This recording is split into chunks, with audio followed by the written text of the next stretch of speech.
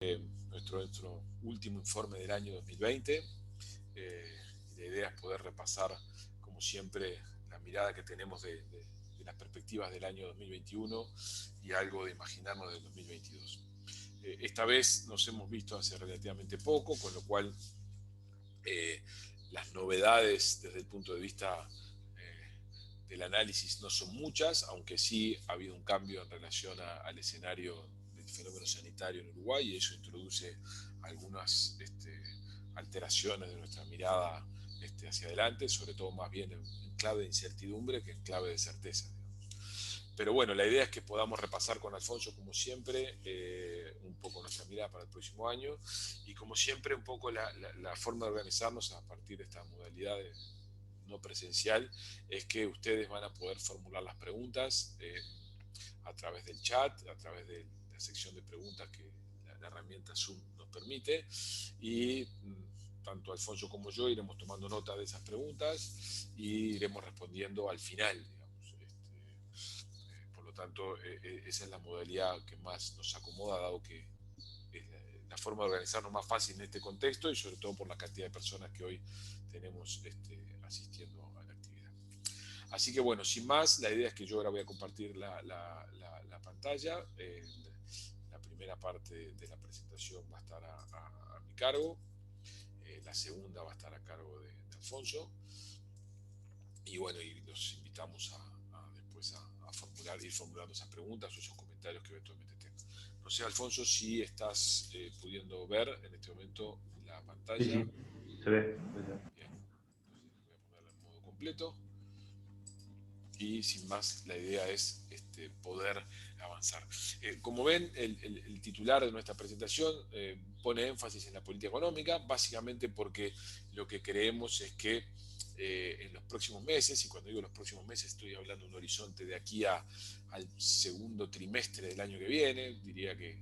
entre marzo, entre abril y mayo del año que viene, la política económica va a estar sometida a un conjunto de tensiones que tienen que ver con reafirmar rumbos ya decididos, eventualmente balancear algunos objetivos en función de las innovaciones que están teniendo lugar esencialmente en el frente sanitario, y de alguna manera, como gran desafío, hacer consistente y el mantener el rumbo respecto a lo que son los objetivos generales de la política y el mandato que el gobierno recibió, con estas alteraciones que tienen que que tienen que ingresar en el menú de política de forma consistente, como les decía. Ese es como el principal desafío que tenemos. Entonces, la idea para poder pasar revista a estos desafíos de política económica es esencialmente dos. En primer lugar, evaluar las oportunidades y riesgos que la recuperación está poniendo sobre la mesa, de manera tal de dejarlo planteado, de dejar como planteado el escenario en el cual la política económica se está moviendo. Esa parte va a estar a mi cargo. Y la segunda parte, que son las tensiones que la política económica tiene en general, porque atiende múltiples objetivos, algunos de los cuales, como suele ocurrir en Uruguay, por el insuficiente número de instrumentos disponibles para ella, a veces generan tensiones o dilemas, pero que en particular en esta coyuntura, donde además aparece el fenómeno de la necesaria recuperación de la economía a partir de un año tan particular como esas tensiones parecen magnificadas y le van a imprimir al timing de la política económica y algunos elementos de decisión algunas tensiones importantes, como les decía, en la primera parte del año que viene. La idea es poder reflexionar sobre eso y sacar algunas conclusiones más o menos concretas para la toma de decisiones a nivel de negocio, básicamente en perspectiva de precios, perspectiva de actividad, sectores más o menos afectados, digamos, advertir sobre algunas precauciones que deberían tomarse en un escenario de estas características. Entonces, dicho eso, la primera parte, como les decía, es mapear de una manera muy sintética dónde están las oportunidades y riesgos de la recuperación que en principio estaría en curso. Y la idea es que vamos a repasar estas cuatro oportunidades y estos cuatro riesgos. En primer lugar, vamos a hablar algo de tasas, vamos a hablar del dólar, vamos a hablar de la recuperación de China y los desafíos desde varios puntos de vista que esto tiene para la economía global y al mismo tiempo las oportunidades que esto abre para países exportadores de productos no diferenciados, en particular alimentos como somos nosotros, y los efectos que esto tiene sobre esos precios. Y los riesgos, el fenómeno sanitario que se agudiza en casi todo el mundo y que en Uruguay ahora pega de una manera sustancialmente distinta que hasta ahora, la inestabilidad regional que sigue estando presente allí como un elemento persistente, y sobre todo la inestabilidad financiera global que, como habíamos adelantado en la sesión anterior, presenta en el horizonte algunas dudas de cara al 2021. Entonces, con ese esquema de la primera parte, yo rápidamente voy a hacer un repaso. Algunas de las cosas que les voy a decir, ustedes ya las conocen bien, pero no siempre vale la pena recordarlas porque de alguna manera son el ancla de análisis que nosotros estamos usando. Lo primero, las tasas de interés, como ustedes observan en el gráfico que está planteado aquí, para distintos países seleccionados, Estados Unidos, Alemania, Japón, están en niveles históricamente bajos, incluso tanto en Alemania como en el caso de Japón, en niveles que han estado prácticamente en cero o incluso en terreno negativo. Básicamente estas son acciones de los tesoros que lo que están queriendo, en realidad de las políticas coordinadas de los tesoros y de los bancos centrales, que lo que están queriendo es desestimular el ahorro y estimular la inversión, para lo cual las operaciones de compra masiva de títulos lo que hacen es deprimir o generar apreciaciones sobre los precios de manera tal de deprimir los rendimientos, ¿no? Y este escenario de tasas bajas es un escenario que no solamente es inusualmente relevante en términos históricos, incluso en comparación con lo que fueron los niveles de tasas que asistimos durante la crisis subprime, sino que además todos los indicadores y todas las especulaciones que los analistas y todas las señales que los hacedores de política transmiten es que este es un escenario que persiste por lo menos hasta el 2022. O sea que debemos asumir que en ausencia de un evento geopolítico muy extraordinario, la probabilidad de que el escenario de tasas bajas se consolide y persista es muy alta, y que eso va a tener lugar en los próximos 2 años. Ese escenario de tasas bajas, que es generalizado, en particular ha sido muy fuerte en Estados Unidos, lo que ha provocado este escenario de extraordinaria liquidez global, que se ha traducido en un bajo poder del dólar, o un debilitamiento del dólar más o menos tendencial. Este es un gráfico que con ustedes repasamos habitualmente, lo ven con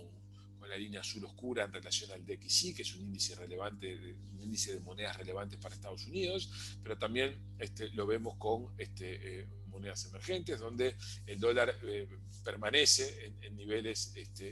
históricamente bajos en relación al pasado. Ese escenario de dólar débil, asentado en la elevada liquidez, a lo que ha generado después de marzo, después del primer golpe de la pandemia, de la primera sorpresa de la pandemia, donde se indujo un fenómeno de flight to quality, es a un flujo de capitales hacia emergentes considerable. Las bajas tasas de interés, los bajos rendimientos de las operaciones seguras conducen a un mayor apetito por el riesgo, entre los cuales están, por supuesto, la renta variable en los mercados maduros, pero también están las oportunidades de negocios en países emergentes. Este es un escenario, como voy a decir al final de esta primera parte, que abre oportunidades porque provee financiamiento para países deficitarios fiscales, que tienen déficits fiscales importantes o que tienen necesidades de financiamiento externo para los sectores privados, pero al mismo tiempo aloja algunos riesgos vinculados a los fundamentos, mejor dicho, a la formación de precios no necesariamente alineada de los fundamentos de algunos activos, como voy a sugerir al final. Pero lo primero es tasas bajas se ha traducido en dólar débil, alta liquidez asociado a estos niveles de tasas bajas, o mejor dicho, las tasas bajas asociadas a altos niveles de liquidez, lo cual provoca un escenario de abundancia de financiamiento para países emergentes, incluso con países que tienen situaciones financieras de sus fiscos relativamente frágiles. El otro elemento que nos parece muy importante destacar es la fuerte recuperación de China. Ustedes ven allí lo que fue en el gráfico de arriba a la izquierda, la variación trimestral, sobre bases de porcentaje de variación interanual, donde claramente el primer trimestre del año supuso para China una contracción significativa de casi 7%, pero a partir de ese momento una fuerte recuperación, y cuando uno mira los niveles, tomando como 100 el primer trimestre del 2015, uno encuentra que el accidente que tuvo lugar en el primer trimestre del año fue significativa, pero que rápidamente la recuperación fue en V. Incluso la tendencia de crecimiento que hoy ya se dibuja o se imagina para China es la misma que tenía previa a la crisis, o sea que en realidad se trata de un accidente transitorio que no afectó la tasa de crecimiento de largo plazo. A raíz de eso, a raíz de ese ese escenario de fuerte recuperación y de en principio, éxito en la gestión sanitaria que tiene pocas consecuencias en la gestión económica, o en los resultados económicos, mejor dicho, de la economía china, a lo que hemos estado asistiendo es a un escenario de apreciación del yuan. Vis a vis con el debilitamiento del dólar, lo que ha estado observando en los mercados es algo así como que China sería un ganador de este proceso, de este escenario de crisis, y por lo tanto el yuan ha estado en un proceso de apreciación respecto del dólar. Esta es una mirada un poco más de largo plazo que nos parece importante poner sobre la mesa porque en el fondo reafirma una tendencia que se viene prolongando desde el principio de siglo, pero que de alguna manera con las proyecciones del fondo, la idea es que este proceso se está intensificando. O sea, el catch-up que China está haciendo sobre Estados Unidos es notorio y esta crisis lo único que habría hecho es consolidar ese fenómeno. O sea, al finalizar el 2025, en principio los PIBs, la participación del PIB de China y de Estados Unidos a nivel global prácticamente se igualarían, lo cual indica que el escenario, digamos, geopolítico está de los próximos años va a estar crecientemente influenciado por esto. O sea, no debemos perder de vista que detrás de este fenómeno de crisis con afectación severa de Occidente, en particular de Europa, pero sobre todo, pero también muchos de Estados Unidos, y con una gestión relativamente eficaz del fenómeno sanitario en Oriente, aparentemente, lo que hay es algo así como un modelo de desarrollo o un modelo de inserción internacional o un modelo de crecimiento económico que se consolida y otro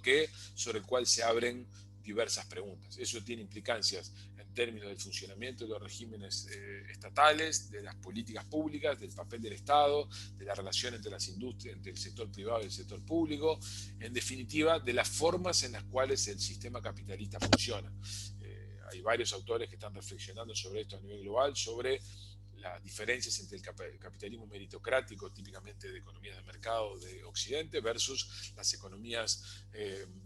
con situaciones mixtas, esto es, con fuertes presencias estatales, necesariamente con democracias en pleno funcionamiento, pero con capacidad de construir acuerdos de largo plazo con el sector privado a partir de grandes escalas de producción y por integrarse en las cadenas globales. Bueno, esta competencia entre esos dos modelos, uno más afincado en Occidente, otro más afincado en Oriente, en alguna manera se puede ejemplificar en esto que estamos viendo aquí,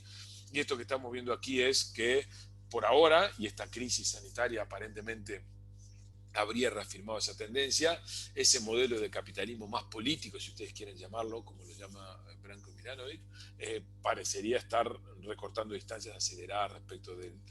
capitalismo más liberal, digamos. Y eso está lejos de un análisis de coyuntura, pero va a jalonar debates de política pública, debates de acuerdos comerciales, debates de agendas internacionales en diversos sentidos y por lo tanto tiene implicancias geopolíticas en guerras comerciales y eventualmente en fenómenos de precios que puedan tener lugar y por eso queríamos traerlo como un elemento a destacar. En ese escenario de la recuperación de China o de la recuperación de Oriente, típicamente una región del mundo demandante de commodities, pero en particular de alimentos, por la cantidad de habitantes que tiene y por la necesidad de mejorar sus dietas y la mejora de sus rentas per cápita, estamos asistiendo, sumado a algunos factores climáticos circunstanciales que han estado impactando en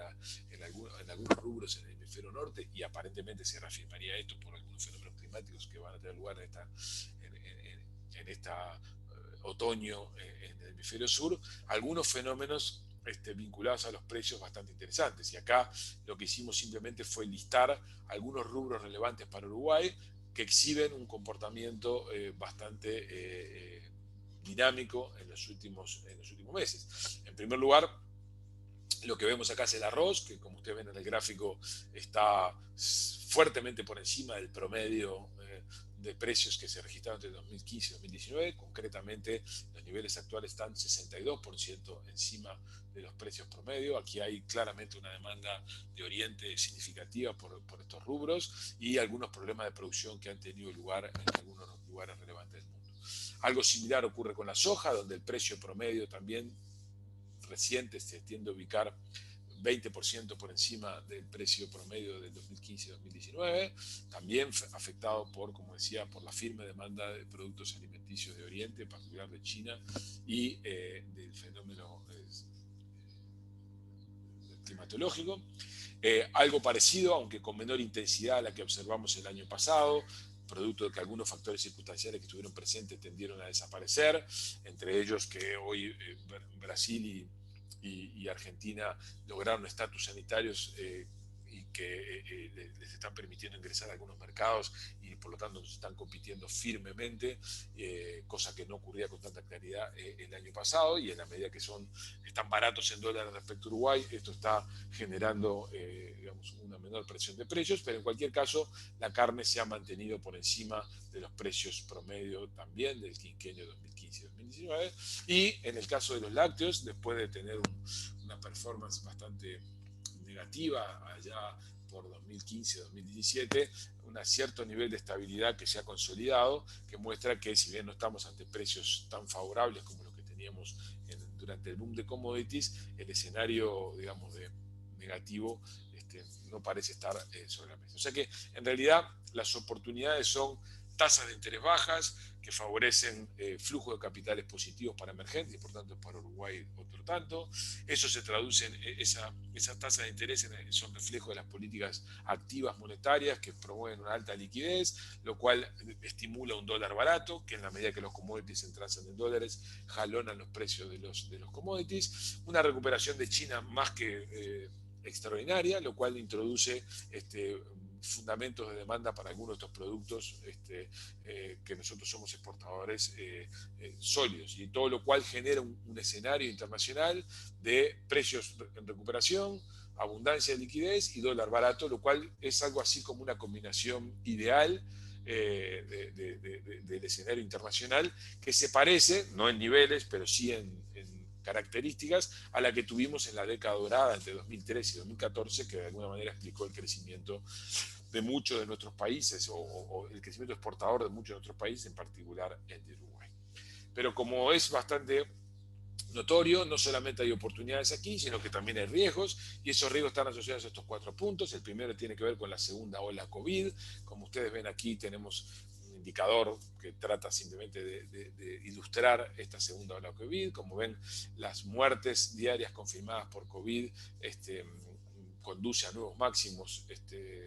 tanto de muertes como de los propios contagios, eso sobre todo en Occidente, lo cual introduce, como habrán visto en estas últimas horas, retrocesos en los procesos de relajamiento de las medidas de distanciamiento social que habían tenido lugar a partir del verano del hemisferio norte. Hoy estamos en muchos países con revisión de políticas, con políticas de alteración otra vez de actividades, con limitaciones a la libertad de desplazamientos en ciertas regiones o en horarios determinados, e incluso con países como Alemania volviendo para atrás en su estrategia de libertad responsable como consecuencia de que el número de muertes son récords. De hecho, Alemania ya tuvo el número de récord de muerte desde que esta crisis empezó. O sea que estamos ante la segunda ola. La segunda ola, ustedes recordarán que era una de las hipótesis plausibles porque estos fenómenos pandémicos tienen estos comportamientos cíclicos de este tipo, y esto es lo que ha provocado este fenómeno. En principio lo que se observa a nivel global es una suerte de relajamiento de las poblaciones en relación a las medidas precautorias para enfrentar el fenómeno. Eso tiene que ver con un fenómeno de fatiga social, como se suele llamar, por la cantidad de meses transcurridos en este tipo de actividades. Tiene que ver con fenómenos económicos que hacen que poblaciones enteras no puedan seguir postergando su intento por volver a la actividad laboral, pero también tiene que ver con la evolución de las noticias que tienen que ver con la vacuna, que hacen pensar que hay soluciones por lo menos más cercanas que las que había en marzo, y ahí tienen ustedes distintos números de vacunas que hasta el día 5 de diciembre, estaban disponibles. Había 41 en fase 1, 17 en fase 2, 13 en fase 3 y con una aprobación temprana de emergencia 7, lo cual supuso que en el día de ayer se empezaran a procesar las primeras vacunaciones en el Reino Unido, que están previstas hoy para estos estos días, esta semana, en varios otros países. El punto central ahora, como creo que ya lo comentamos en su momento, no es, son dos o tres. El primero es ya no la producción de la vacuna, ya no el descubrimiento de la vacuna, ya no la producción de la vacuna, que en principio estaría, la capacidad productiva estaría desplegándose, sino la logística, o sea, esto es la distribución, cómo hacer llegar las dosis a las poblaciones correspondientes. Ese es uno de los problemas. Y el otro problema es las consecuencias, esto es los efectos, esto es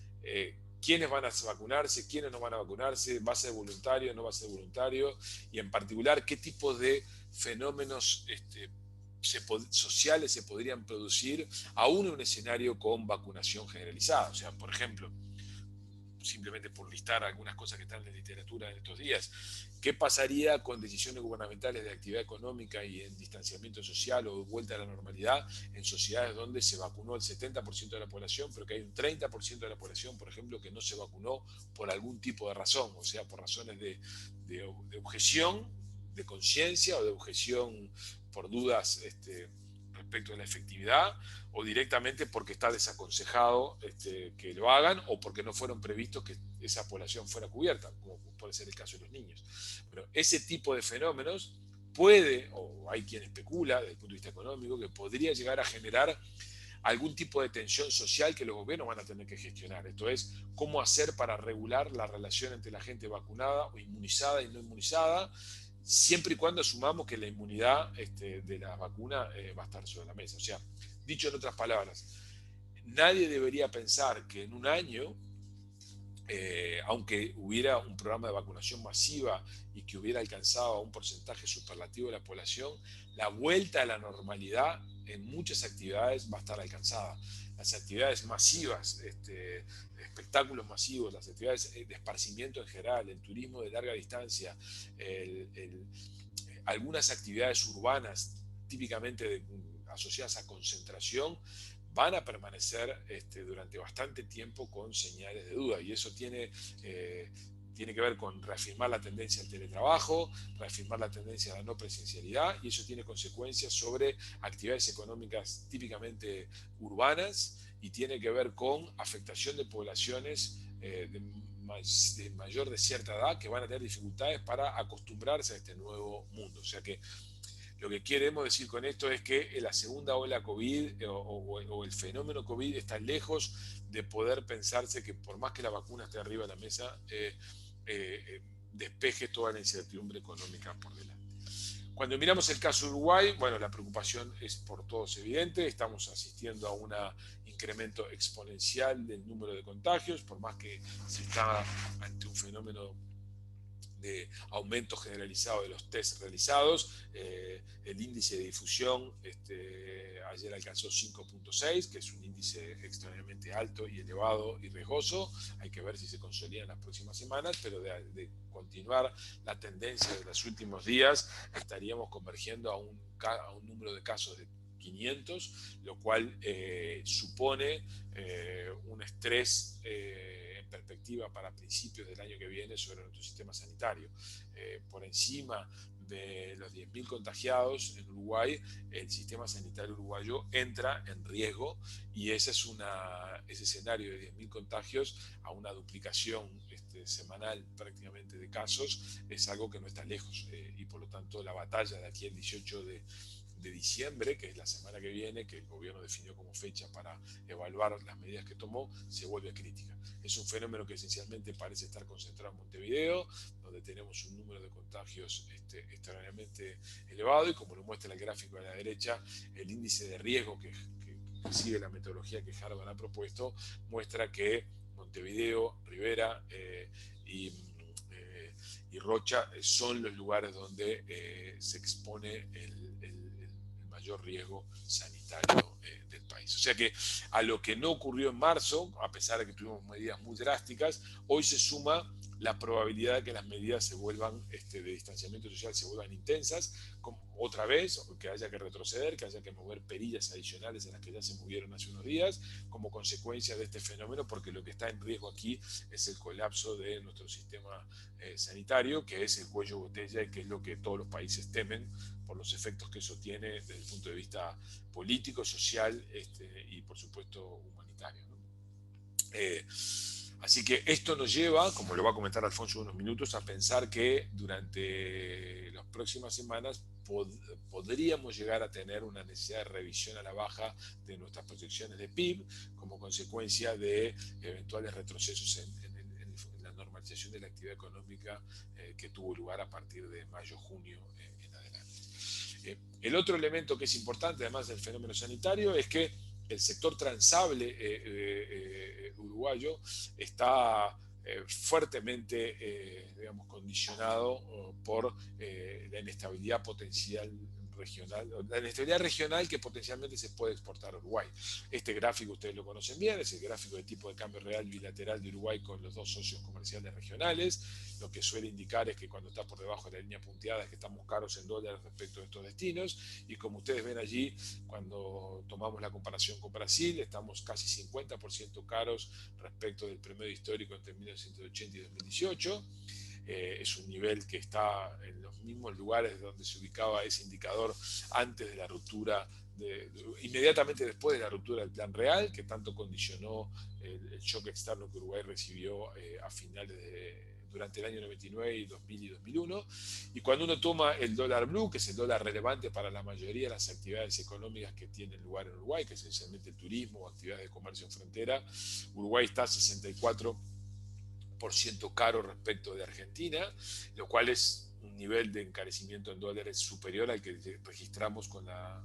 ruptura de la convertibilidad. O sea que el sector transable uruguayo, y en el sentido amplio de una definición, tanto lo que son exportadores fuera de la región y que compiten con producción argentina y brasileña, están en dificultades precisamente porque los costos de producción en Argentina y Brasil están afectados por estos indicadores que estoy diciendo aquí. En la medida que estos países están ingresando en esos mercados y son competidores nuestros, nuestro sector transable encuentra hoy menos oportunidades de las que encontraría si eventualmente este diferencial de precios no fuera tan grande. Y cuando uno mira el canal turístico, que sería un sector transable en un sentido amplio considerado, bueno, con estos niveles de precios relativos, seguramente, aunque tuviéramos las fronteras abiertas, no estaríamos aprovechando las oportunidades. Incluso más, es posible que los flujos turísticos fueran esencialmente los contrarios, porque los niveles de precios favorecerían al turismo emisivo, no al turismo receptivo. O sea que el fenómeno de inestabilidad regional que se ha traducido en Brasil en una depreciación intensa del real, y en el caso argentino, esencialmente una apertura de la brecha entre el blue y el dólar oficial que arroja estos niveles de tipo de cambio real, es potencialmente un riesgo para Uruguay, porque cualquier escenario de cambio que pueda tener lugar, por ejemplo, abriendo fronteras, si el escenario sanitario mejorara, está lejos de ser un escenario favorable dado estos niveles de precios relativos. Habría que compensar el efecto cantidad con el efecto precio que esto tiene. Y esto, por supuesto, tiene consecuencias no solamente sobre el turismo, sino también sobre el canal turístico comercial, donde, sobre todo en la frontera, en algunos lugares del litoral, esto es muy sensible con los aumentos de ventas que han tenido lugar porque la frontera está cerrada. Una apertura de fronteras con estos diferenciales de precios sería devastador para alguna de estas actividades. El último comentario en relación a los riesgos tiene que ver con eventos de inestabilidad financiera global que podrían llegar eventualmente a revertir la disponibilidad de recursos para financiarnos a los países emergentes. Uno de los comentarios que yo les hablaba de las oportunidades es precisamente tasas bajas, alta liquidez, flujo de capitales emergentes. Bueno, hay algunos elementos que podrían eventualmente en 2021, si la resolución de la crisis fuera de una determinada manera, provocar una restricción de financiamiento. Y esos eventos son esencialmente dos. El primero son niveles extraordinariamente altos de endeudamiento de los fiscos, producto de que ya eran altos los niveles de endeudamiento, como ustedes ven en el gráfico, pero que a su vez con la emergencia de la crisis los niveles se incrementaron. Esta es una mirada que ustedes tienen en el gráfico muy larga, si ustedes se fijan, estamos hablando de niveles de deuda pública comparando economías avanzadas con economías emergentes desde 1880. Y si ustedes se fijan, estamos en estos momentos para las economías avanzadas en niveles de endeudamiento similares a los que tuvimos al finalizar la Segunda Guerra Mundial. O sea, de lo que estamos hablando en términos de deuda es de algo realmente importante y significativo. No es ni medianamente comparable, por más que fue significativo, a los niveles de deuda que tuvimos cuando el episodio de Lehman, que tanto nos afectó. O sea, efectivamente, los fiscos el año que viene se van a enfrentar a un problema importante, incluso si la situación se mejora, y esto tiene consecuencias de resolución. ¿Cómo va a hacerse para enfrentar los vencimientos pagos, los vencimientos pendientes? ¿Va a honrarse o los fiscos van a tener dificultades para hacerlo? En principio, en varios países las dificultades para hacerlo son relevantes. Por lo tanto, para resolver este problema, como lo comentamos en otras oportunidades, hay tres caminos. O la inflación, licuando la deuda en la moneda emitida, o la reestructura de la deuda, simplemente extendiendo plazos, o esencialmente defaults selectivos. Cualquiera de los tres escenarios, no importa cuál, van a afectar la potencialidad de los acreedores, típicamente fondos de pensión, fondos de inversiones, todo lo cual podría hacer que esos agentes, que son los típicamente oferentes de capital a nivel global, se vuelvan más restrictivos o tengan más dificultades para poder financiarnos a los países emergentes, lo cual podría suponer un corte de abrupto de financiamiento. Si a esto agregamos que aquí hay sector privado, en los países desarrollados sobre todo, pero en general, que enfrentan dificultades económicas significativas y que eventualmente requerirían algún tipo de rescate de deuda pública, por ejemplo en el sistema financiero, como ha ocurrido en tantas otras ocasiones, en España recientemente en la última crisis subprime, lo que queremos decir es que estos niveles de deuda podrían ser simplemente una aproximación. O sea, si aquí hubiera bailouts bancarios que realizar en los próximos meses, en la segunda parte de 2021, por ejemplo, estos niveles de deuda podrían crecer más, lo único que harían sería retroalimentar este fenómeno de riesgo que yo les señalaba. Y el otro fenómeno de riesgo potencialmente en el horizonte, que tiene que ver con inestabilidad financiera global, es este que creo que también comentamos en nuestra última oportunidad. En un escenario de extraordinaria liquidez, donde los rendimientos de los activos seguros son tan bajos, los costos de oportunidad para los activos inseguros son totalmente diferentes, con lo cual hay muchos proyectos que se vuelven elegibles, cuando en realidad los fundamentos del negocio en condiciones normales lo harían más dificultoso. O sea, hay financiamiento tan barato que cualquier proyecto parece ser rentable o sus tasas de retorno parecen ser razonables. Y a su vez, los precios de algunos activos, típicamente la renta variable, las acciones de algunos negocios, precisamente porque la abundancia de liquidez explica tasas bajas de los activos seguros y por lo tanto rinde poco una nota del tesoro, pero al mismo tiempo hay crédito barato que hace que algunos agentes tomen prestado para comprar deuda, para comprar acciones de activos que suben de valor, podría estar generando una burbuja de activos. O sea, los escenarios de bajas tasas de interés o de abundante liquidez son escenarios proclives para que los precios de los activos se aparten de los fundamentos sólidos y eso pueda eventualmente generar algún tipo de burbuja en el precio que haga que los precios suban simplemente por generación espontánea. Ustedes ven en el gráfico de la derecha no solamente el Standard & Poor's 500 en celeste, sino ven un indicador de acciones de empresas de pequeño tamaño, como es el Russell 2000, que muestra que el crecimiento que ha tenido lugar a partir de la segunda mitad del año 2020 de los precios de estas acciones es extraordinariamente empinado, digamos. Entonces, lo que queremos decir con esto es, uno de los riesgos potenciales que están en el horizonte es no solamente un eventual corte abrupto de financiamiento que venga dado por una reestructuración masiva de deuda, sino que también podría ocurrir que a la explosión de una burbuja especulativa en algún mercado o en algunos mercados, también podría haber afectación severa de agentes financieros, lo cual supusiera más inestabilidad, un flight to quality y por lo tanto una restricción de financiamiento para nosotros. O sea que, en síntesis, y le paso la palabra Alfonso,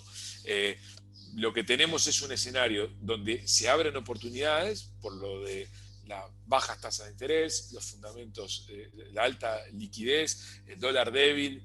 la recuperación china, todo lo cual genera un ambiente de demanda extraordinaria para países emergentes y de flujo de capitales abundantes en el corto plazo, pero no debemos perder de vista de que la segunda ola COVID introduce incertidumbre sobre la velocidad de recuperación global. La pandemia en Uruguay podría llevarnos a retroceder algunos escalones en materia de actividad. La inestabilidad regional está allí potencialmente amenazándonos para cuando normalicemos la situación económica, y la inestabilidad financiera global podría generar un corte abrupto de financiamiento. Resultado, y eso es lo que Alfonso ahora se va a encargar, el 2021 es un año muy cargado de incertidumbre, tanto para quienes tienen que tomar decisiones a nivel privado como quienes tienen que tomar decisiones a nivel político. Incluso más, el 2021 podría ser un año muy complejo desde el punto de vista de la gestión económica, y más complejo del que nos imaginábamos hace algunos meses. Así que con ese telón de fondo, la idea es que ahora Alfonso repase sobre los desafíos de Uruguay. Yo después voy a cerrar con algunas conclusiones. Así que bueno, le dejo la palabra a Alfonso, dejo de compartir la pantalla y creo que ya estás en poder vos.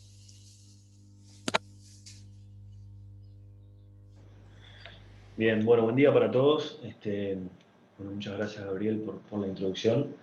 Yo creo que es muy importante esto último que decía Gabriel, ¿no? De que al final acá hay como dos tipos de noticias en el horizonte. Hay algunas cosas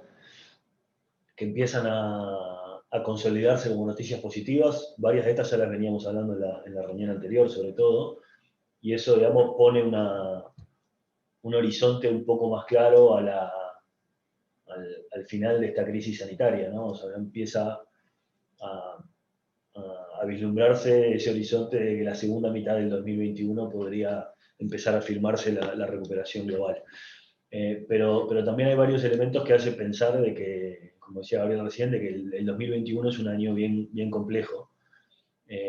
Y queríamos compartir con ustedes en esta segunda parte de la presentación cómo estamos visualizando nosotros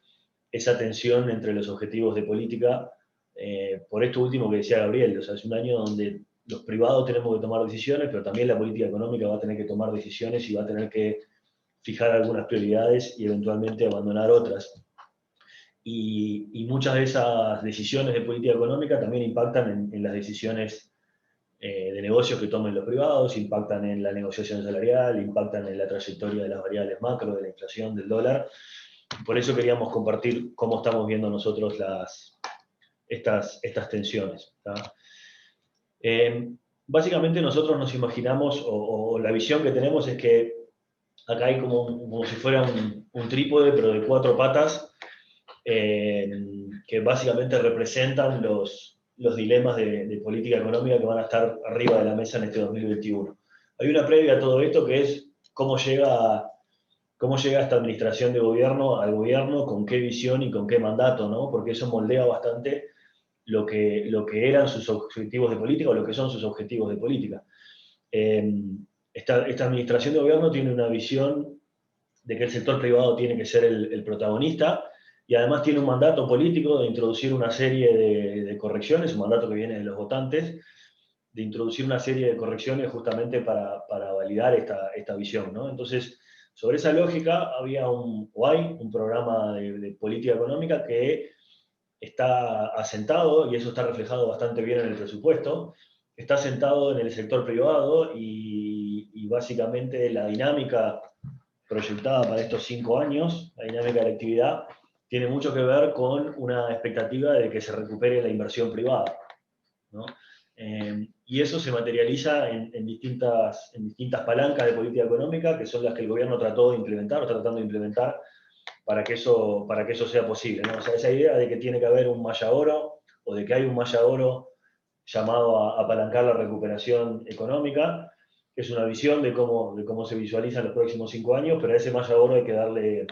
condiciones, ¿no? Entonces, bajo esa lógica, el plan que está asentado en el presupuesto y que está verbalizado por las autoridades en distintas instancias, tenía como varios pilares, ¿no? Por un lado, despejar la incertidumbre fiscal, no solamente por proteger el investment grade, que es un objetivo, digamos, importante,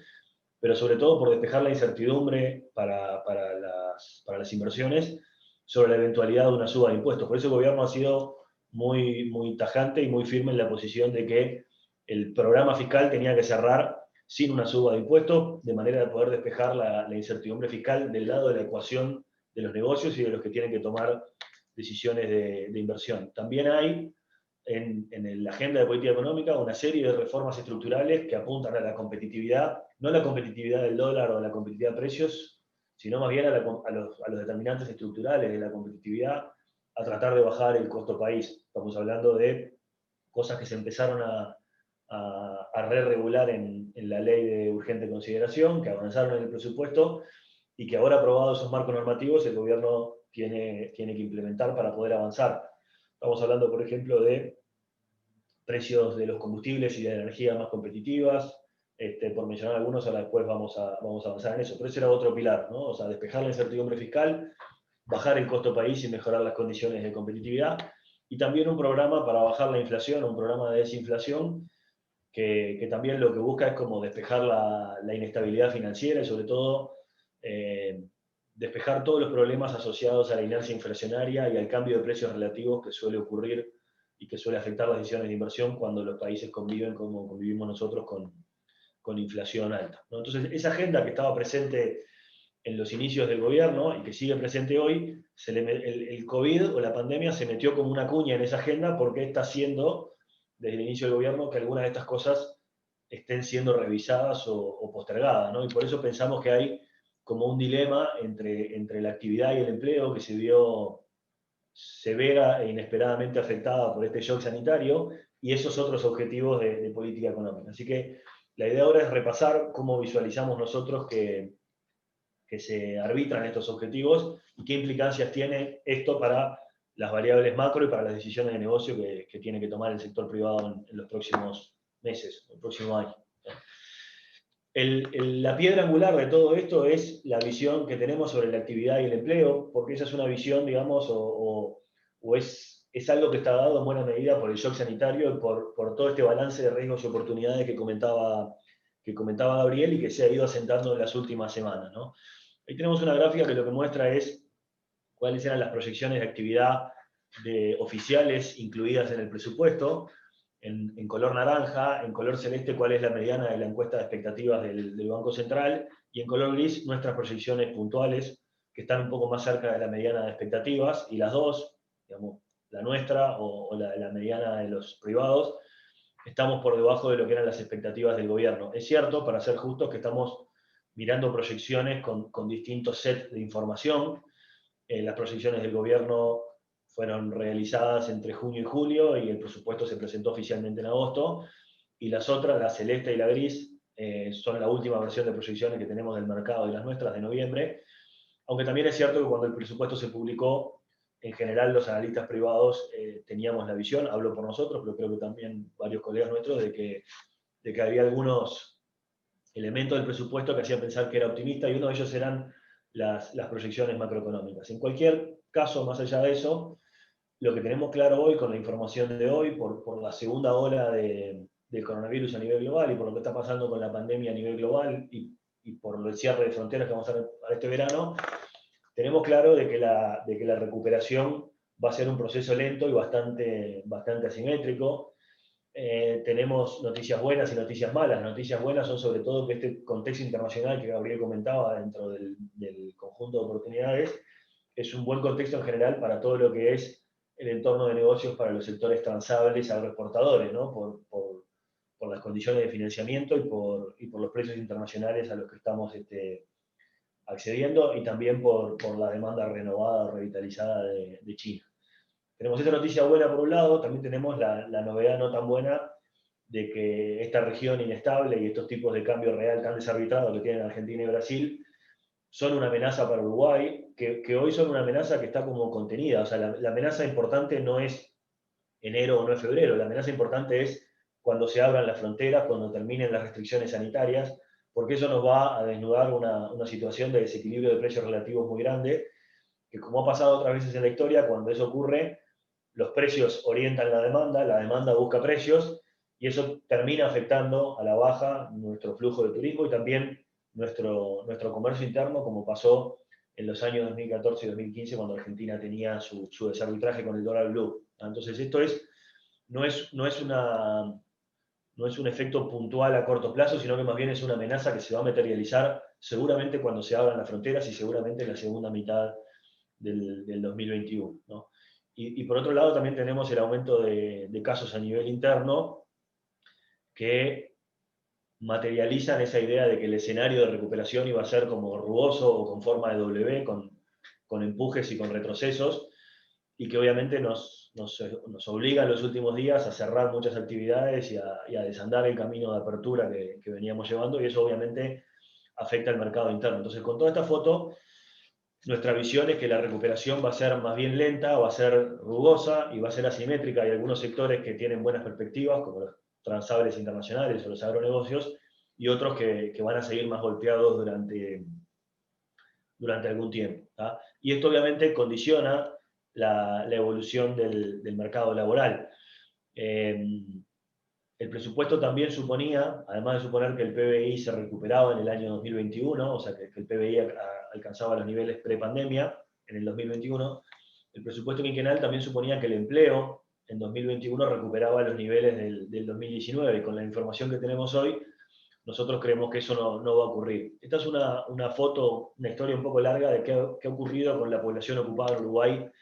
en los últimos 20 años. ¿no? En el inicio de este milenio, Uruguay perdió más o menos 80.000 puestos de trabajo en todo lo que fue el desarrollo de la recesión primero y de la crisis financiera después. Del 2003 al 2014 Uruguay creó más de 400.000 puestos de trabajo. Del 2015 al 2019 entramos en una etapa de semi-estancamiento económico y retroceso del mercado laboral. Se perdieron 50.000 puestos de trabajo más o menos. En los primeros meses de la pandemia se habían perdido 100.000 puestos de trabajo, algo de eso ya se recuperó. Nosotros pensamos que al final, en promedio, en el 2020, se van a estar perdiendo 60.000 puestos de trabajo más, además de los 50.000 que se habían perdido en los últimos años, y que en 2021 se van a estar recuperando unos 20.000, con lo cual la cuenta nueta nos da todavía un nivel de empleo del 2021 por debajo de los niveles pre-pandemia. Y esto básicamente porque pensamos que el empleo se va a estar recuperando más lento que la actividad económica, porque hay muchos sectores rezagados, que los sectores, digamos, más afectados por el distanciamiento social son sectores que son intensivos en empleo, por eso al final esa recuperación liderada por los sectores transables es menos intensiva en empleo que el rezago que tienen los sectores afectados por el distanciamiento social. El turismo es un caso bien típico de un sector que es intensivo en empleo y que va a venir en la cola de la recuperación. Además también visualizamos o estimamos, porque así es la evidencia internacional y esos son también los indicios micro que tenemos nosotros, que las empresas que lograron hacer ganancias de eficiencia y de productividad durante este ciclo bajista no lo van a revertir tan fácilmente y se transforman en ganancias permanentes, con lo cual nos imaginamos que todos los sectores están cambiando su función de producción y que esa función de producción con mayor productividad vino para quedarse. ¿no? Entonces, toda esta es la previa de cómo nos imaginamos que vamos a llegar a la 9ª ronda de Consejo de Salarios, que tiene un punto crítico a mediados del año que viene. ¿no? Hoy estamos con la vigencia para la mayoría de los sectores privados de lo que es la 8ª ronda, que fue una ronda puente, salvo algunas excepciones muy concretas, caso construcción, que cerró un convenio más largo, caso salud, que está cerrando un convenio estos días, caso bebida y caso sector financiero, bancario, que cerraron acuerdos por un periodo un poco más largo. El resto de los sectores, la mayoría del sector privado, va a tener que entrar en una nueva ronda de negociación a mediados del año que viene,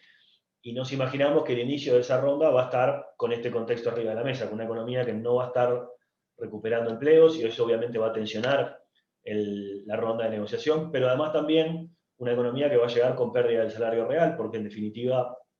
esta pauta que tenemos vigente hoy para la 8ª ronda de los consejos de salarios supone una evolución del salario real que grosso modo va en línea con la evolución de la actividad económica. O sea que, en definitiva, en la medida que estamos en una recesión y que ese contrato que está cerrado en el convenio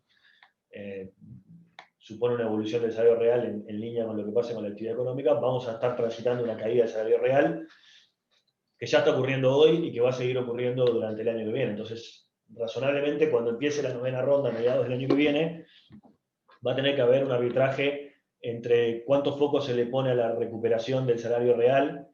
cuánto foco se le pone a la recuperación del empleo, que va a llegar golpeado, las dos variables van a llegar golpeadas, pero en definitiva nosotros creemos que va a ser más importante la recuperación del empleo porque va a llegar muy golpeado el mercado en cantidades, y también una novena ronda que va a tener la tarea importante de buscar mecanismos de negociación colectiva que eliminen o reduzcan todo lo que son cláusulas de indexación nominal en los salarios, porque eso es parte de lo que explica en Uruguay la existencia de bastante inercia inflacionaria. O sea, parece muy difícil que Uruguay pueda cumplir ese objetivo de desinflacionar la economía si no modificamos definitivamente las cláusulas de indexación en los salarios. Es cierto que la administración anterior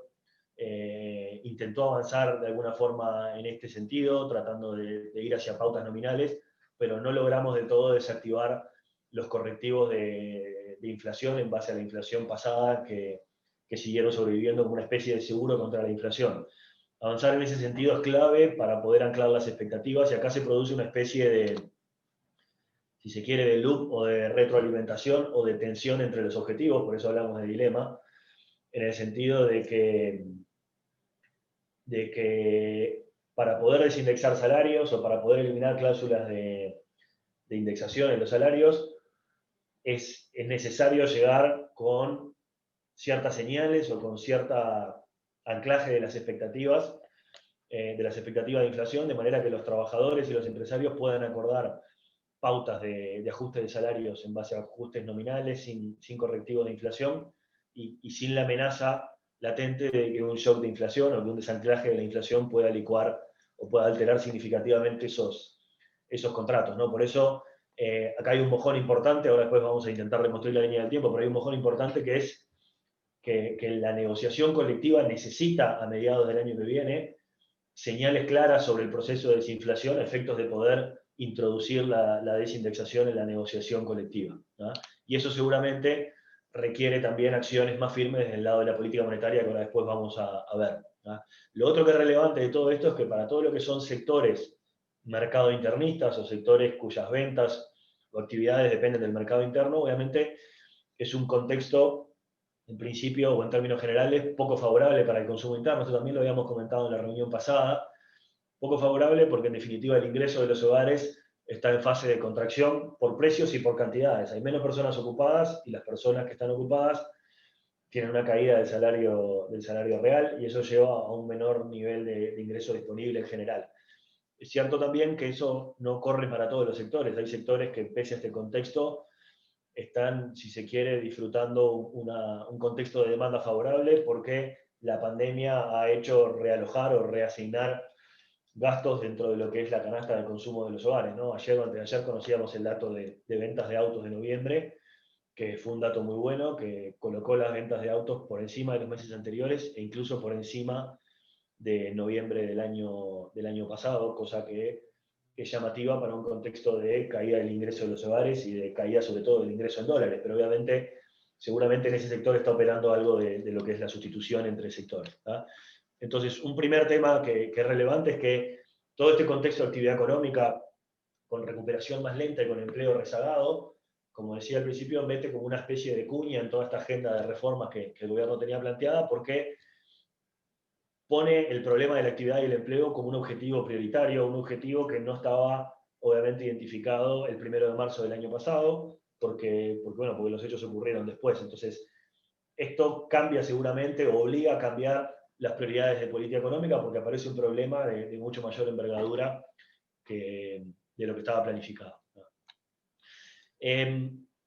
Uno de los pilares de la agenda de política económica era la sostenibilidad fiscal, y en ese sentido ya lo habíamos hablado bastante en las reuniones anteriores. Nuestra opinión es que el programa fiscal o el presupuesto era muy desafiante por las metas que planteaba,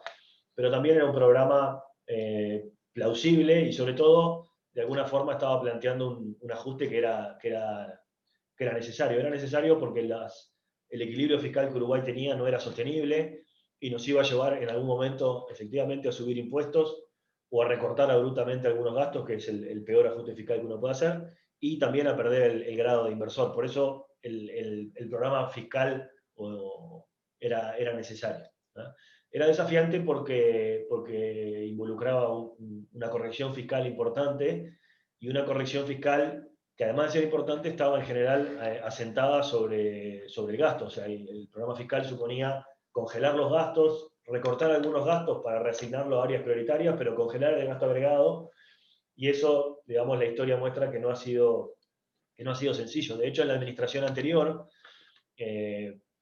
parte, si se quiere, de los problemas de credibilidad que puede tener la política fiscal cuando Uruguay se lo ve desde el exterior, muchos los agentes financieros que están informados, saben que Uruguay en el quinquenio pasado tuvo un presupuesto que era parecido. O sea, la meta fiscal de la administración, del segundo gobierno de la administración Vázquez era parecida a la meta fiscal de este gobierno. O sea, era converger a un déficit fiscal de 2,5, y la lógica era tratar de no aumentar el gasto y que ese gasto sea licuado con un nivel de crecimiento mayor o con un nivel de ingresos mayor. Es cierto que hay una diferencia importante entre estos dos gobiernos, y es que el gobierno anterior o la administración anterior no tenía un mandato, como sí tiene este gobierno, de introducir un ajuste fiscal y de ir por una corrección. El gobierno anterior tenía un mandato, si uno piensa en el lema de campaña, que era algo así como defender lo bueno y hacerlo mejor, pero en definitiva era consolidar los logros obtenidos, con lo cual la meta fiscal era un objetivo importante que se había trazado, pero era secundaria al lado del mandato político que el gobierno tenía. Este gobierno sí tiene un mandato y tiene una convicción de que este programa tiene que ser cumplido, porque, de nuevo, esto es funcional o es necesario para despejar la incertidumbre fiscal sobre los impuestos, para que eso pueda traccionar más inversión en el sector privado. Entonces, la convicción política que hay sobre esta meta, o el mandato político que hay, probablemente es más fuerte de la que había en la administración anterior, y ese es el contexto en el cual nosotros estamos evaluando esta política fiscal. Lo que sí es importante tener en cuenta es que hay varias innovaciones que se han introducido en los últimos meses. Por un lado, el cierre del 2020 nos va a mostrar un resultado fiscal que va a estar alineado con la meta, lo cual es una buena noticia. La realidad es que nosotros hace unos meses estimábamos que el resultado fiscal iba a estar algo desalineado con respecto a la meta fiscal. Esperábamos un déficit fiscal mayor al 6,5%, pero los datos que tenemos hasta ahora, hasta octubre, muestran que seguramente vamos a cumplir esta meta fiscal. Y además de esto, la semana que viene vamos a conocer el cambio de base de las cuentas nacionales, que van a poner el PBI en un nivel superior, y eso seguramente va a ayudar a licuar el déficit fiscal en el orden de medio punto del producto. Con lo cual, el punto de partida, primero, los resultados obtenidos en 2020 y el valor objetivo del déficit fiscal van a ayudar a comprar tiempo, y eso es una buena noticia desde el punto de vista fiscal. También es cierto que el deterioro que comentábamos antes de la actividad y del empleo van a requerir mayor soporte fiscal. De hecho, en las últimas semanas el gobierno ha ido anunciando algunas reprogramaciones de definiciones de política que se había tomado. Se extendió hasta el 31 de marzo los beneficios de algunos mecanismos de seguro de paro, se extendieron algunos beneficios especiales para el sector turismo, algunas compensaciones para las empresas del sector que estén creando empleo, exoneraciones de aportes patronales, etc. Todo ese tipo de medidas son medidas de apoyo que requiere la actividad y el empleo, que suponen gastar algo más de lo que estaba previsto. O sea que, por un lado, partimos de un cierre del 2020 mejor al proyectado por el cumplimiento de la meta y por el cambio de base, pero también vamos a tener presión, porque este deterioro de la actividad va a introducir presión sobre el resultado fiscal, porque va a requerir más apoyo del lado de algunas políticas. Por eso nosotros pensamos que el 2021 es un año bisagra, ¿no? Al final, el año 2020, la batalla estuvo concentrada en definir y aprobar el presupuesto y en amortiguar la crisis sanitaria con las herramientas que estaban a disposición. Y el 2021 es el primer año donde el nuevo gobierno ejecuta su propio presupuesto y donde tiene que rendir efectivamente cuentas sobre la viabilidad de que esta reversión fiscal sea posible, y sobre la validación del escenario macro. No nos olvidemos que el presupuesto estaba asentado en una visión macro sobre el crecimiento de la actividad y del empleo, que seguramente hoy la información nos permite suponer que la realidad va a ser un poco peor a lo que estaba en el presupuesto, con lo cual vamos a tener un punto de partida, un punto de cierre de 2020 mejor al previsto, más gastos para poder ayudar a la actividad o a este deterioro de la actividad y del empleo que estamos visualizando, y un 2021 que va a poner a prueba la factibilidad de esta reversión fiscal tan abrupta que se prevé en el presupuesto para el 2021. Entonces, por eso pensamos que el 2021 es clave. Seguimos pensando que el gobierno se va a mantener firme en su compromiso de no subir impuestos y por eso pensamos que va a mantener como una prioridad importante el equilibrio fiscal o la sostenibilidad fiscal, atendiendo en la medida de lo posible a los sectores más afectados por la actividad, pero sí manteniendo en la medida que sea posible ese compromiso de no subir impuestos.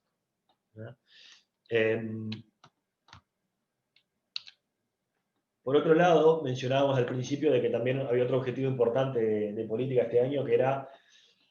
tratar de mejorar la competitividad estructural. No estamos hablando del tipo de cambio real, sino de los fundamentos de la competitividad. Y había varios temas en agenda, o hay varios temas en agenda que tienen que ver con bajar el costo país y mejorar la competitividad estructural de nuestras exportaciones. Acá hay dos temas que son importantes. Uno es el precio de energía y combustibles, el otro es el acceso a mercados o las condiciones de acceso a mercados. Y la impresión que uno tiene, o la evaluación que podemos hacer habiendo transcurrido ya casi todo el 2020, es que muchas de estas reformas estructurales que son importantes para apuntalar la competitividad y la inversión avanzan más lento de lo que se esperaba, ¿no? Y eso al final le introduce más presión a la política económica por otro lado, porque en definitiva, si los sectores exportadores que esperaban poder competir en mejores condiciones con precios de la energía más competitivos o con precios de los combustibles más competitivos o con mejores condiciones de acceso a los mercados internacionales, no tienen ninguno de esos factores que les permitan mejorar la ecuación y que justifiquen un aumento de la inversión, entonces la mejora de la competitividad y la rentabilidad tendrá que venir por otro lado o descansará en mayor medida sobre el tipo de cambio real. Acá hay como, seguramente, este nivel o esta velocidad a la que avanzan las reformas tiene distinto sabor. En el tema combustibles y precio de energía, la ley de urgente consideración marcó un camino que seguramente obligó también a resignar algunos caminos posibles que el gobierno tenía en mente, o que algunos agentes del gobierno tenían en mente, y eso puso en evidencia visiones de repente no tan alineadas dentro de la coalición, o de alguna forma introdujo las restricciones de economía política dentro de lo que eran los objetivos de política económica, ¿no? Pero en definitiva todo esto, por ejemplo, se plasma en que la ansiada desmonopolización del mercado de combustibles no ocurrió, y se va por un camino alternativo, que es la re-regulación y la redefinición de los precios de paridad de importación, que seguramente hace que la caída de los precios de la energía, de los combustibles, sea un proceso más lento de lo que algunos agentes esperaban. Seguramente algo de esto se va a empezar a visualizar en 2021, a la medida que se cumplan los plazos que están previstos en la ley de urgente consideración y en la medida que se vaya materializando esta nueva metodología de cálculo para la paridad de importación, pero en cualquier caso todavía es algo que está avanzando algo más lento. Creemos que va a avanzar, pero algo más lento de lo que se esperaba. Del otro lado, en lo que es, por ejemplo, de todo lo que es acceso a mercados, ahí sí vemos como una agenda que tiene bastante menos claridad y que hay pocas cosas concretas por delante, ¿no? En la gráfica a la derecha lo que tenemos es información que está tomada de una presentación de INAC que hizo hace pocos días nuestro colega y amigo Álvaro Pereira, mostrando los problemas de acceso o las desventajas de acceso que tiene Uruguay en el caso de la carne, problemas de acceso a los mercados internacionales, ¿no? Esto es importante porque Uruguay hoy paga algo más de 300 millones de dólares de aranceles por año, que es el 4% de nuestras exportaciones totales. En promedio es una cifra importante, pero alguien podría decir que no es tan grave. El problema es que ese 4% es bastante asimétrico por productos y por mercados. Hay productos que pagan muy pocos aranceles porque son bienes intermedios que nuestros países compradores demandan para sus industrias locales, caso soja, caso celulosa, por ejemplo. Pero hay otros bienes que ya son bienes finales que compiten con la industria local de los países de destino y que ahí sí están como el mercado es mucho más rugoso en términos de condiciones de acceso. La carne explica más de la mitad de los aranceles que paga Uruguay en otros mercados, y China también explica, o sea, si lo miramos por producto, la carne es el producto que paga más aranceles, si lo miramos por mercados, China es el país donde pagamos más aranceles al ingreso, ¿no? En esta gráfica lo que tenemos es qué porcentaje de las exportaciones de carne vacuna de cada de estos países entra con algún tipo de ventajas arancelarias. Y ventajas arancelarias incluye cualquier tipo de condición favorable, cuotas, acuerdos de libre comercio o tasas de aranceles preferenciales para estos países. Claramente es bastante evidente que para todo lo que es exportaciones de carne, en particular si nos comparamos con Australia, con Nueva Zelanda y con Estados Unidos, que son países importantes a nivel global en el mercado de carne, Uruguay tiene solamente el 20% de sus exportaciones que entran con algún tipo de ventaja arancelaria o condición preferencial, mientras que estos países que mencioné están por arriba del 80% de sus exportaciones con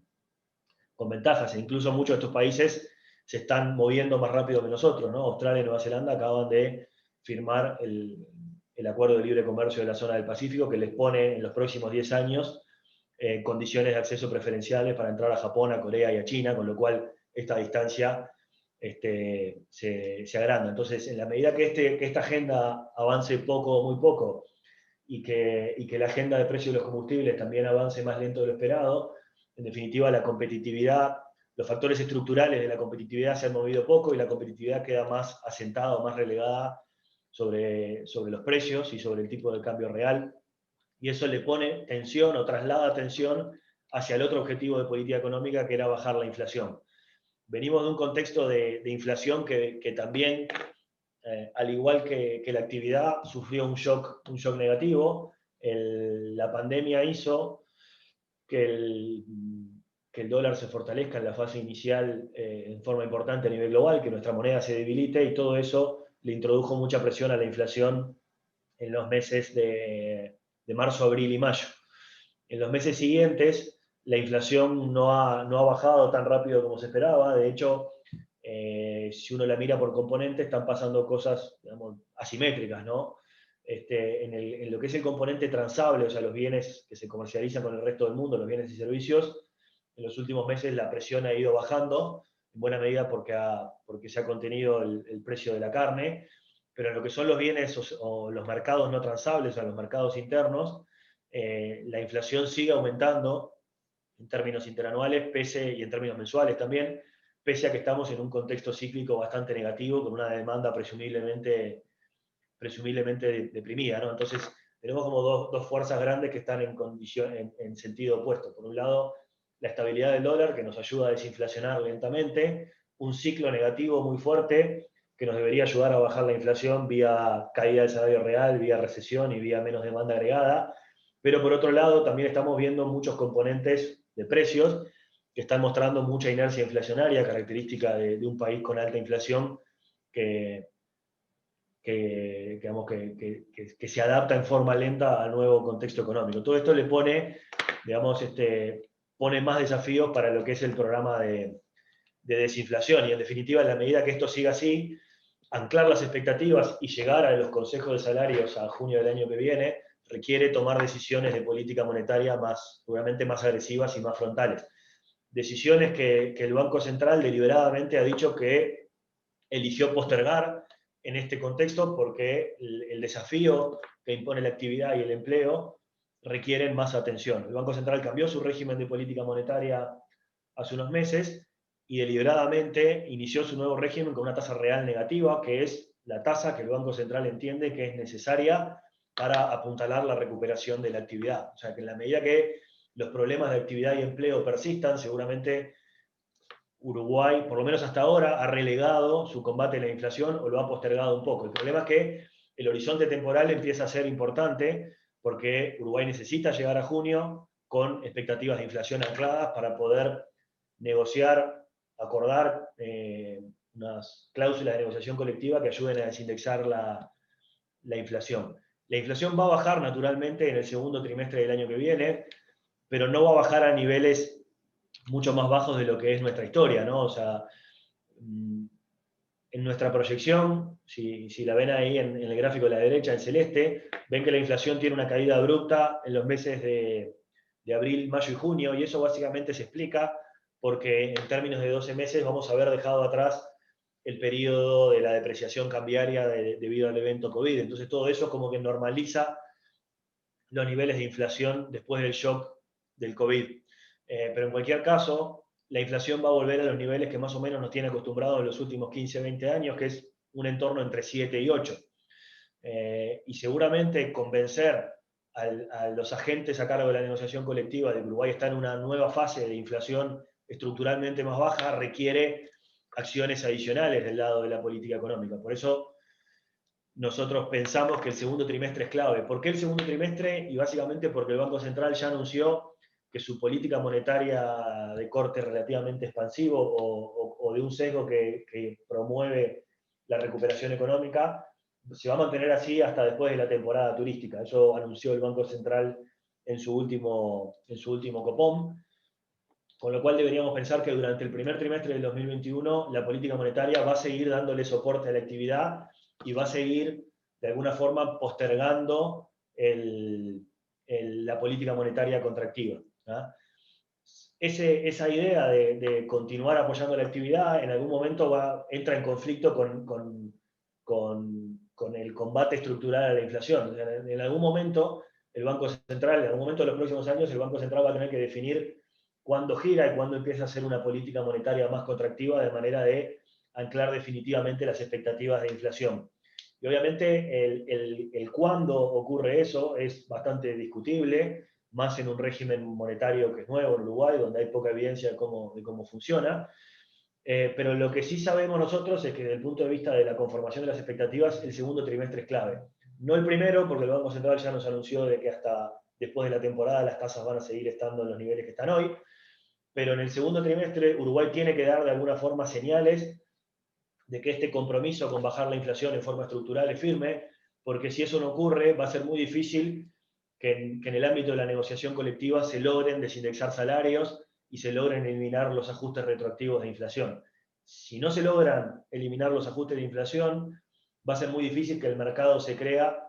que la inercia inflacionaria se va a romper. O sea, que acá es donde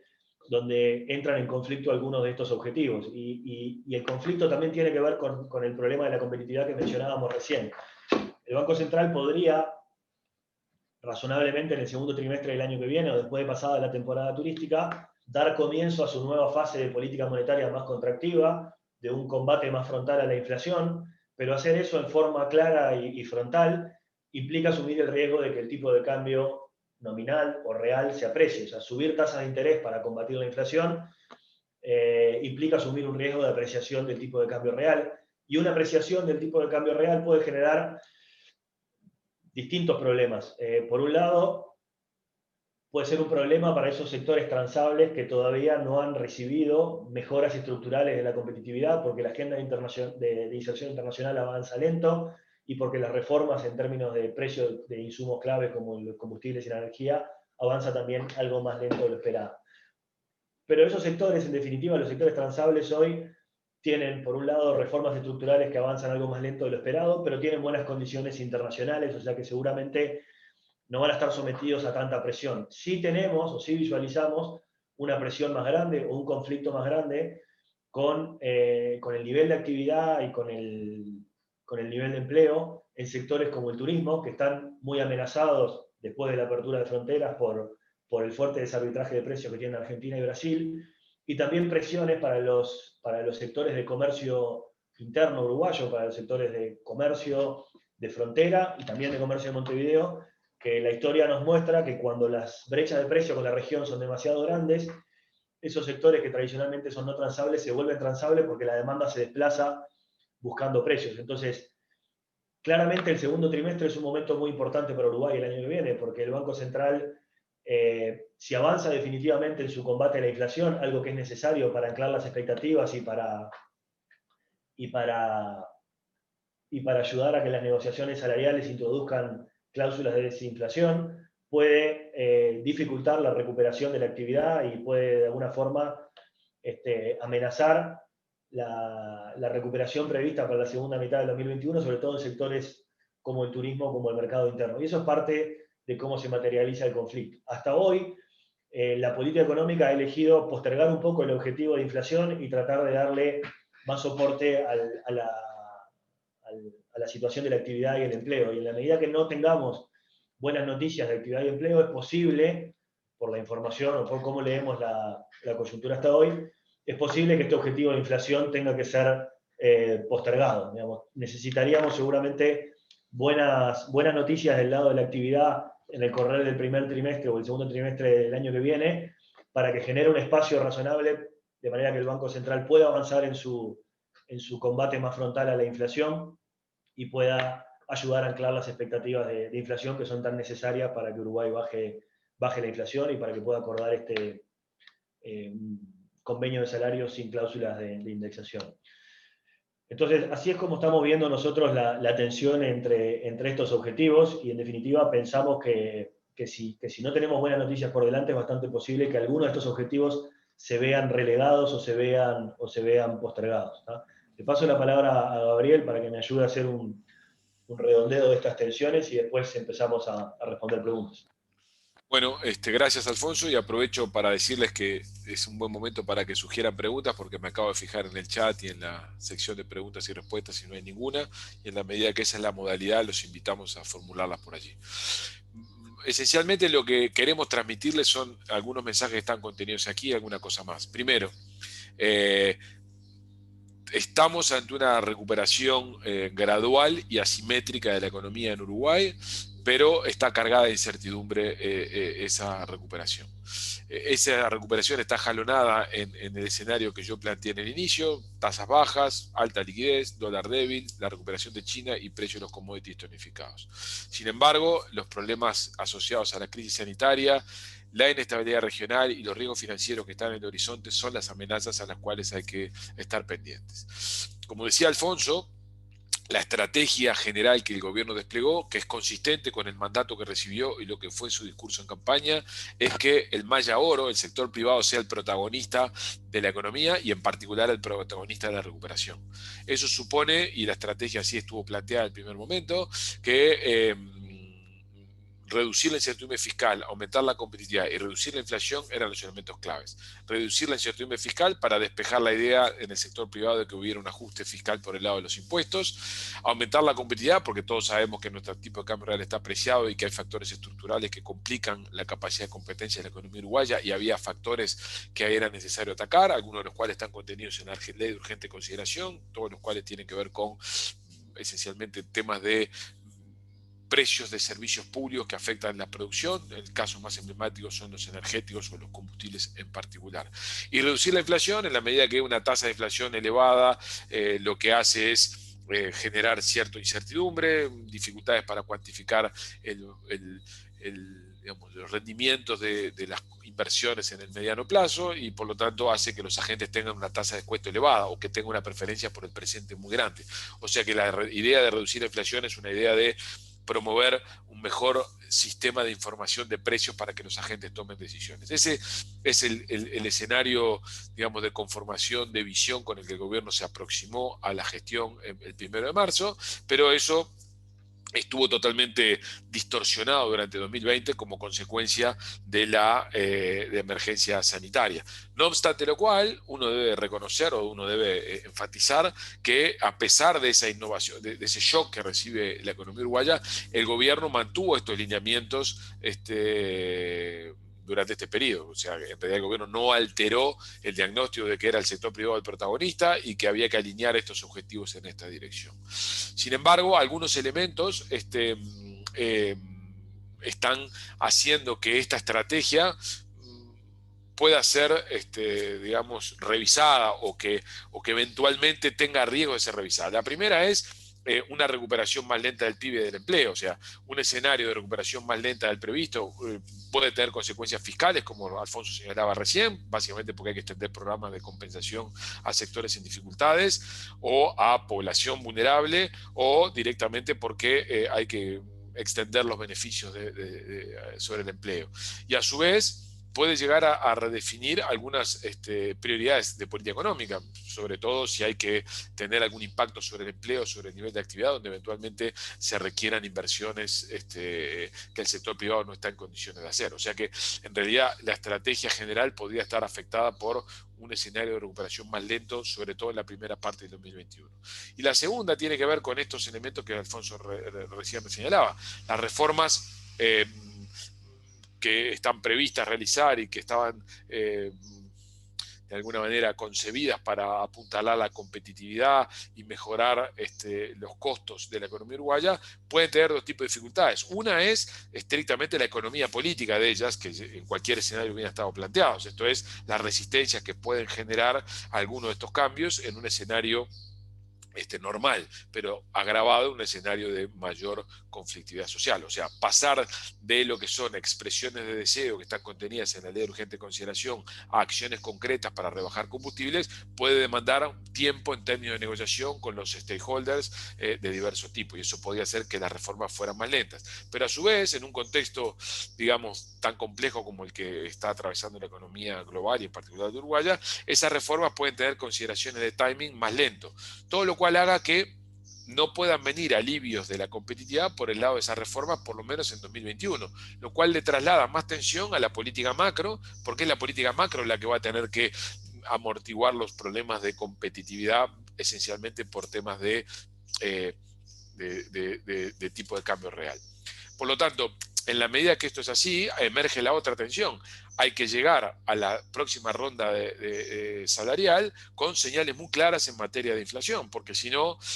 la posibilidad de coordinar adecuadamente los intereses contrapuestos de trabajadores y empresarios en ese contexto puede llegar a ser complejo.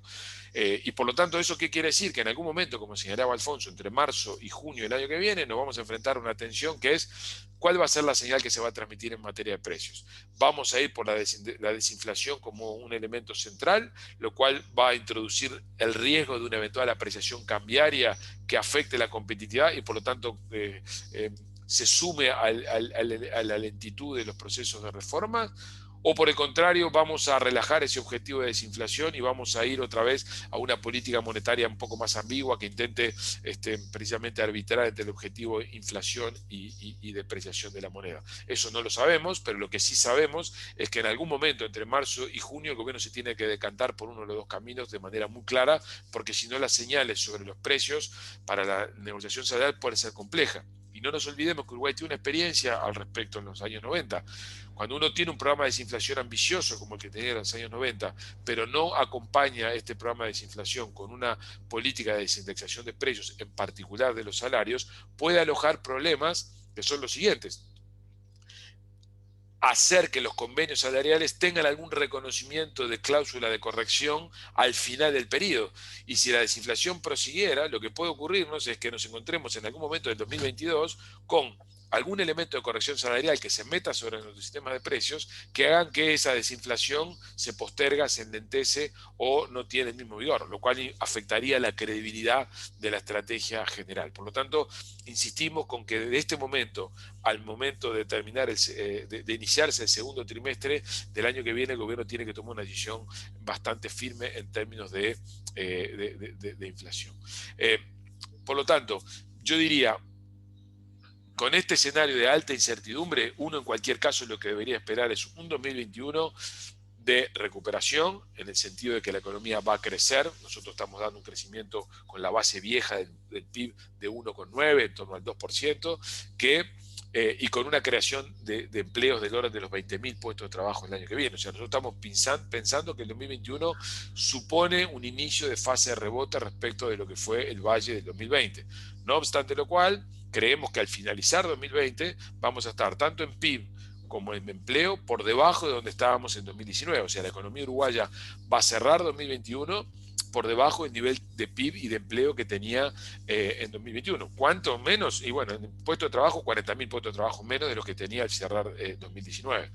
que son grosso modo casi 90.000 puestos de trabajo menos de lo que tenía en 2014. Eso afecta al mercado interno y vamos a llegar a ese momento con sectores en funcionamiento a media máquina o con severos problemas de recuperación, típicamente el sector esparcimiento, sectores fuertemente orientados al turismo, que van a tener una temporada turística mala y en todo caso, en el mejor de los casos, una recuperación lenta en la segunda parte del año. O sea, es un año de recuperación, pero es un año de lenta recuperación, asimétrica y a su vez quedándonos por debajo de los niveles que teníamos antes. Eso introduce restricciones sobre el frente fiscal, en tanto ni la recaudación va a crecer a la velocidad que está prevista en el presupuesto, y además los gastos van a tener que extenderse para compensar a población afectada durante ese tiempo, lo cual supone tensión sobre el frente fiscal a lo largo del año que viene y por lo tanto tensión sobre nuestra calificación de riesgo, porque lo que va a haber que convencer a los acreedores y a las calificadoras de riesgo es que, si bien la historia del quinquenio es plausible y creíble, o sea, la mejora fiscal es razonable, todavía en 2021 eso no va a emerger con claridad. Hay posibilidades de hacerlo porque el mundo va a estar un poco en esta misma situación, pero hay que preparar ese discurso. Y en materia de inflación, nosotros creemos que ante la emergencia de esta tensión entre inflación, competitividad que va a surgir y salarios que va a surgir muy claramente en la primera mitad del año que viene, en principio, por ahora, por la información que tenemos, el gobierno parecería ir por la desinflación, pero no debemos perder de vista que las tensiones políticas que esto puede generar podrían generar algún tipo de contramarchas. Por lo tanto, nuestro comentario aquí clave y final es la capacidad que tenga la política económica, la conducción de la política económica, de coordinar las acciones que de alguna manera guían estos conflictos o estos dilemas que la política económica va a enfrentar, se vuelve crucial. Y coordinar supone que el frente fiscal, el frente monetario y el frente salarial, y subrayo de lo del frente salarial, tienen que estar muy bien sistematizados. ¿Y eso qué supone? Que el Ministerio de Economía, la OPP, el Banco Central y el Ministerio de Trabajo y Seguridad Social, los cuatro tienen que trabajar de manera muy coordinada, lo cual en una coalición de gobierno conformada como la que hoy tenemos, introduce o exige niveles de trabajo político muy firmes. Es un escenario dramático en absoluto, es un escenario con fuertes amenazas, pero también con muy buenas oportunidades por el escenario global internacional que les planteamos antes. Por lo tanto, básicamente nuestra mirada es una mirada relativamente optimista para el año que viene, pero con mucha prudencia y con mucho cuidado, y por lo tanto, como muchas veces hemos señalado, es un escenario para ser cuidadosos en términos de las decisiones que uno toma. No dejar pasar oportunidades, porque está lleno de oportunidades, sobre todo para los sectores que introducen cambios tecnológicos o que tienen oportunidad de introducir reorientaciones en su proceso de trabajo, pero es un escenario para tomárselo con mucha prudencia en términos de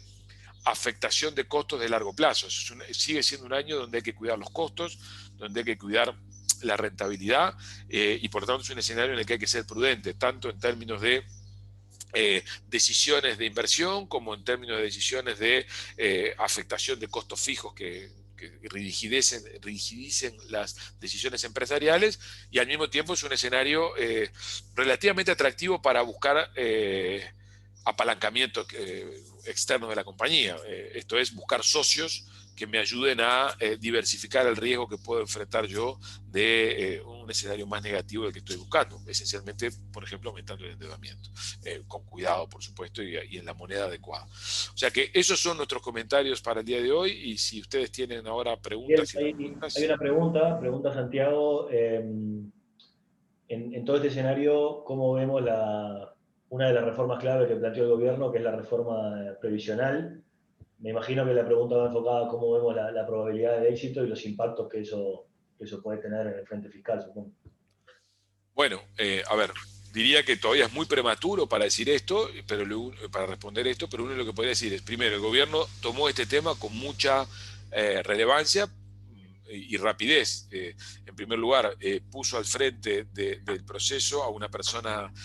conocida y con mucho conocimiento del tema, que es Rodolfo Saldain. En segundo lugar, conformó una comisión típicamente al estilo uruguayo, con amplia representatividad de sectores, que está recibiendo a los stakeholders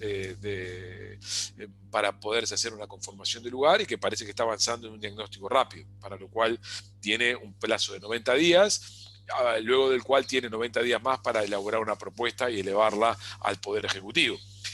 Por lo tanto, el tema fue puesto en su primera prioridad. Lo segundo que uno debería decir es que para visualizar el frente fiscal, uno debería pensar que estos efectos, en el mejor de los casos, y aunque se avance muy rápido, van a ser inmediatos, o sea, no van a ser en ningún caso para este periodo de gobierno, y en todo caso lo mejor que va a poder contar este periodo de gobierno va a ser que estableció una estrategia creíble, consistente y con sanción legal que le permita despejar la trayectoria del principal componente de desvío del gasto público de los últimos años, que son las transferencias de asistencia de la seguridad social, pero en ningún caso para mejoras en la situación corriente del resultado fiscal actual, pero sí es muy importante establecerlo. Y lo último es que la economía política de esta reforma es bien compleja, porque lo que hay que ver es cuál es el alcance. Eso se trata al final del día de una reforma estrictamente paramétrica, o esto es de revaluación de tasa de reemplazo, de retiro, aportes, o va a incluir algún aspecto más estructural, como ser la integración de todo el sistema bajo un régimen único, disolviendo los regímenes especiales para sectores específicos, cómo va a ser el sistema, el periodo de transición, entonces cuál es el costo del periodo de transición de este escenario al próximo, quién lo va a financiar, dónde se va a producir el corte, hasta dónde se van a reconocer los derechos en proceso de adquisición de parte de los jugadores que les van a cambiar la regla de juego. O sea, todavía quedan muchos aspectos. Bueno, cuál va a ser la definición, el mantenimiento de un régimen mixto, en el sentido que se persiste un régimen de capitalización con un régimen de reparto puro. Bueno, todas esas cosas, en principio, por lo que han declarado los responsables de la reforma,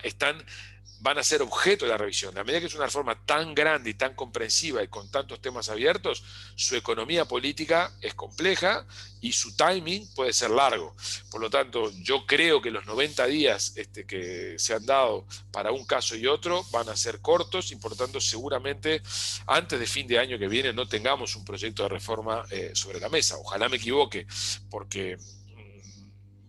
es muy importante para despejar incertidumbre fiscal en mediano plazo. Pero creo que el tema está sobre la mesa, va a ser prioridad. Es un tema de ver cómo evoluciona ahora la generación de acuerdos entre los distintos agentes que están discutiendo.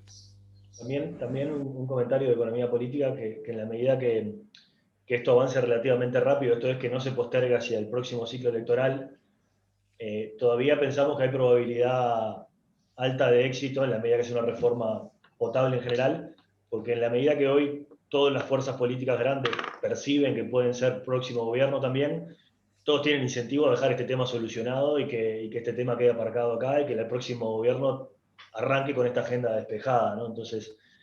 la solución relativamente rápida, digo, los próximos 2 años, por decir algo, también ayuda a generar incentivos adecuados para que esto pase, siempre y cuando las restricciones del primer orden que mencionaba Gabriel estén superadas, ¿no? Nos preguntan también, esta la tomo yo, Gabriel, si querés, qué estamos esperando para el dólar para este año y para el año que viene. Para fines de este año, digamos, no mucho movimiento, un dólar en torno a los 43 o algo por arriba. Para el año que viene, nuestra proyección hoy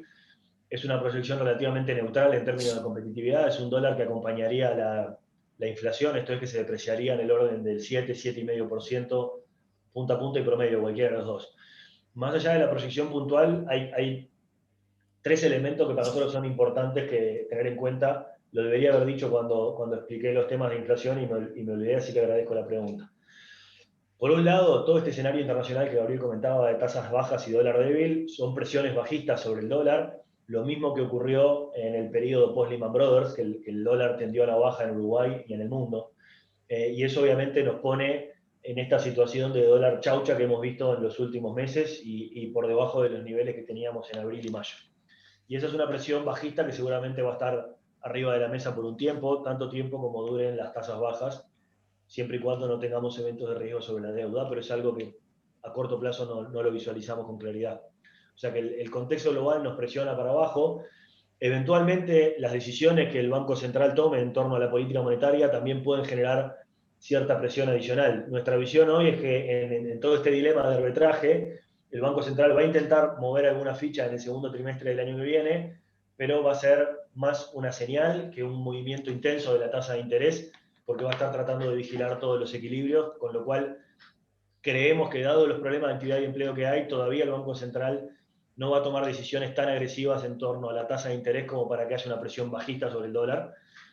Y sí tenemos también del otro lado, del lado de la región, una presión al alza sobre el tipo de cambio, porque toda esta inestabilidad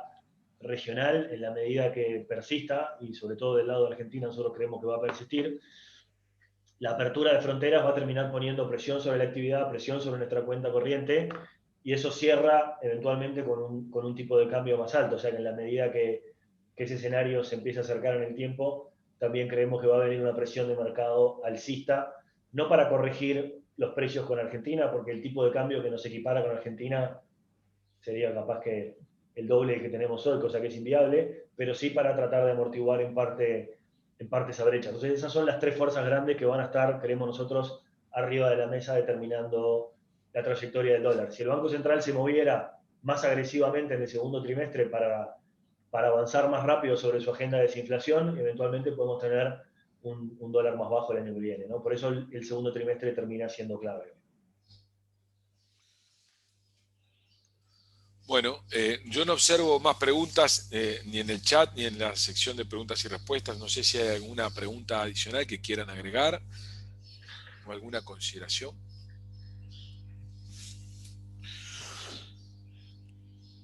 Bueno, mientras la van pensando, yo solamente voy a hacer un comentario final. Agradecerles, acá hay una pregunta en el chat, perdón.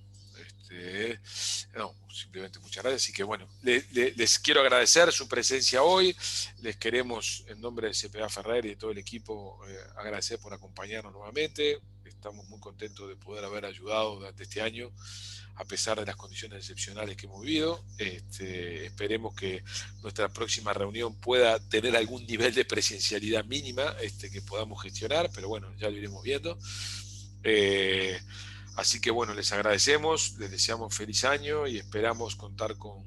vuestra calificación y participación en próximas instancias. Así que como veo que no hay ninguna pregunta más, ningún chat más, y siendo las 11 menos 20, nos despedimos por esta vez y nos vemos en marzo. Y como siempre estamos a su disposición por correo electrónico, por teléfono, para que a Alfonso, a mí, a todo el equipo nos desafíen y nos hagan preguntas. Bueno, muchas gracias a todos y me sumo a las palabras de despedida de Gabriel. Esperamos verlos pronto y bueno, estamos a disposición para ayudarlos a tomar decisiones estos días, ¿no? Gracias, saludos.